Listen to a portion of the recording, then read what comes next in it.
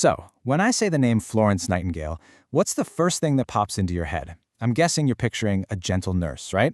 Holding a lamp, this kind of comforting angel in a war-torn hospital. And yeah, that's the story we all know. But what if I told you that image, as powerful as it is hiding a much more interesting, much more radical truth? A story of a defiant revolutionary who changed the world, not just with compassion, but with cold, hard data. Let's dig into the real Florence Nightingale. Okay, so the whole legend of Florence Nightingale, it really kicks off during the Crimean War. She became an absolute sensation, a symbol of hope and care on the battlefield that just completely captured the public's imagination. And this is the picture that stuck. The newspapers back in Britain painted her as this saintly figure gliding through these dark, awful hospital wards with her lamp. She was a national hero, a celebrity, who really understood her public image. But it really makes you wonder, right? Was that lamp actually her most powerful tool? Or was her real weapon something else entirely? Something far more radical, something that would challenge the very foundations of medicine and the military.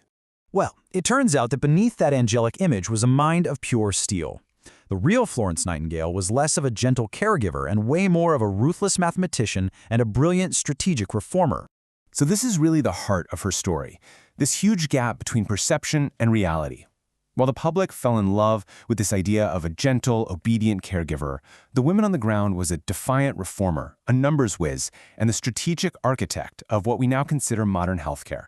And her rebellious streak? It started super early. She was born into a really wealthy British family, so her life path was pretty much set. Marry a rich guy, run a big house. But at 24, she said, no thank you. She felt a calling to be a nurse, which you have to understand was not a respected job back then. But she did it anyway, left England to study in Germany, and by 1853 she was already known in London as a serious reformer.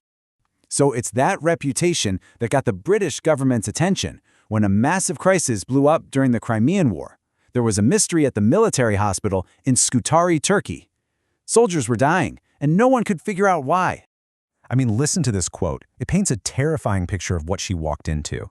When Nightingale and her nurses arrived, they were horrified. The place was built over a cesspool, the water was contaminated, patients were just lying in filth. It wasn't a hospital, it was a death trap. So here's the crazy part. The soldiers were surviving the actual fighting only to die in the hospital. The real enemy wasn't Russian cannons. It was something invisible, something silent, and it was stalking the wards and killing way more people. And Nightingale, with her sharp mind, she saw the horrifying truth almost immediately. This data makes it crystal clear. Way more soldiers were dying from diseases like typhus and cholera than from their actual battle wounds. The hospital itself was the killer. So how in the world do you fight an invisible enemy that has the entire British military stumped? Well, you deploy your secret weapon. And believe me, it was not what anyone was expecting.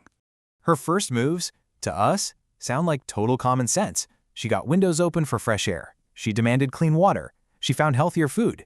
And she started a laundry to get clean bandages and sheets. But at the time, these were revolutionary acts. But here's the thing.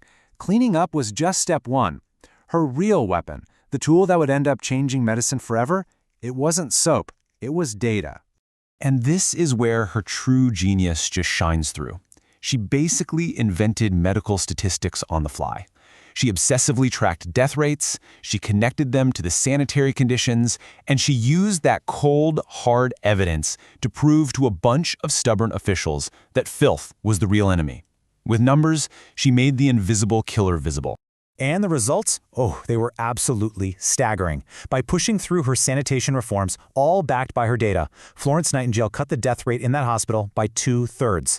Let that sink in. She didn't just comfort soldiers, she saved an army with math. So after the war, she came back to England a hero. But she was just getting started.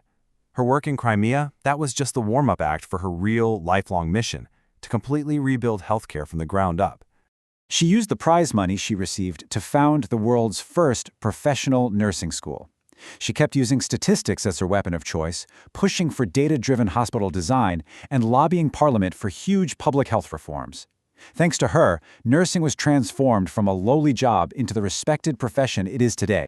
So, you see, the story of the Angel of Crimea isn't wrong, it's just incomplete. Florence Nightingale was that, but she was also a data scientist, a fierce reformer, a strategic architect. And it really makes you wonder, doesn't it? How many other heroes have we misunderstood? Their true genius hiding not in some grand gesture, but quietly, right there in the data.